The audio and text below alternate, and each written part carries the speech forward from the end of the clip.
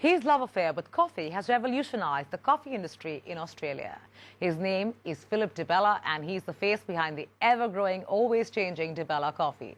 It was in 2002 Phillip launched Di Bella Coffee. A keen observer of people, Phillip was dissatisfied with the level of customer service in the industry and was convinced he had something better to offer. He leased a roaster to craft the first of his exceptional signature blends that have become integral to the global brand Di Bella Coffee. Di Bella has now been in India for 2 years with a total of 8 outlets. Phillip was visiting India recently and I caught up with him to get a sense of this rather complex retail cafe market that has been invaded by several global brands, yet none apart from Cafe Coffee Day have been able to make a mark. Here's Phillip Di Bella giving some candid views on what's working and what's not. Listen in. Thank you so much for joining me, Mr. Phillip Di Bella. Truly a pleasure to have you on Brand Equity. Thank you. Thanks for having me. So 2 years, with your India entry with Di Bella Coffee, how's the journey been so far? I know you have a total of 8 outlets. Are you still in your investment phase, or have you started making money? Yeah, look, it's been an interesting journey, from start to now, and we're growing, and we're just about to start accelerating. But in terms of making money, our model is very strong. So we aim to have all our stores try and break even operationally within the first month, and so far, so good. When you say that, you've studied models and you're going to follow a model that is unique to India because you are marketing to Indians, yes. How is your model different from, let's say, the other players who are trying to gain some kind of a stronghold? Of course. But the first one is, and as you said, you said Indians are price conscious. They are. They want value, but they're no different to anyone else around the world. Right. And what's happened with the model of, let's use Starbucks, again, fantastic brand. Their rentals, and we've come up against them in certain rental spots, they are prepared to pay rentals that we are not. Fair enough. And bottom line, because I'm not going to talk in opinions, I'll give you the facts, that in one location, they were prepared to pay 3 times more than what we would for that location. So we walked away from it. And we're happy to, because what that means is that if we had taken that spot, we would have to do one of 2 things. We would either have to take a loss on that store or put our price up. You don't want to be paying more than 10% of turnover for any rental. So what we look at is the potential of a store and say, in US dollars, it might make $10,000 per week, then I'm not going to pay more than $1,000 US rental for that spot. 10% is the formula for rentals. Okay. Right? In terms of profitability, if you're not running 10 to 15% profitability, there's no use in being in business. So are you saying that all your Indian stores are only 10%? Rentals only 10%? Yes, correct. 10% or less. Would you say that to the rest of the players here? No.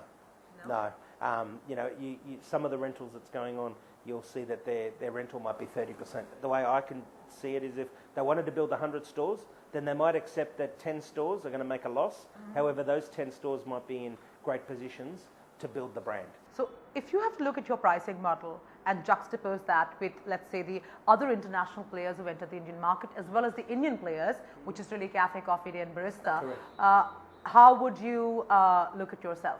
Yeah, we're slightly more expensive than Cafe Coffee Day, but we're not as expensive. We sit within line with your Starbucks at the moment. In line? In line, that's right. So some products will be cheaper, some products might be a little bit more expensive. 2 standouts from your last answer, which is really, you said you're in line with the pricing of Starbucks.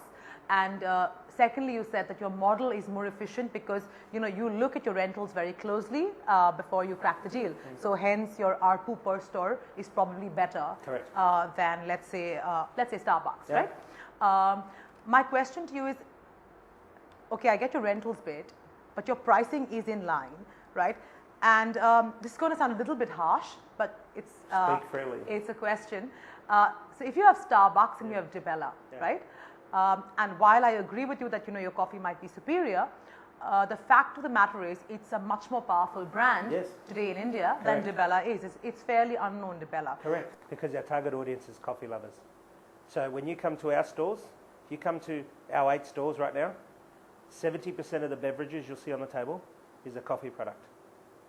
Now, I don't have access to Starbucks' internal information, but if you go and have a look on the table of a full Starbucks, like I have in the last 48 hours, not more than 25 or 35% of the products on the table is coffee-based. So therefore, Starbucks' model is to attract the cafe goer, the person that wants to go, whether it's a bottle of water, whether it's a sweet, whether it's a Frappuccino, which is their #1 selling product and a fantastic product, That's their audience. Our audience is to target specifically the coffee lover. Fair enough.